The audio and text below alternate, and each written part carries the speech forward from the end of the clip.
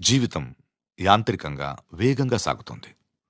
మొదటి ప్రేమ, మొదటి ముద్దు, మొదటి గెలుపు, ఇలా 30 సంవత్సరాల జీవితంలో మొత్తానికి 30 నిమిషాలు మాత్రమే జీవించామని చెప్పుకోగలం.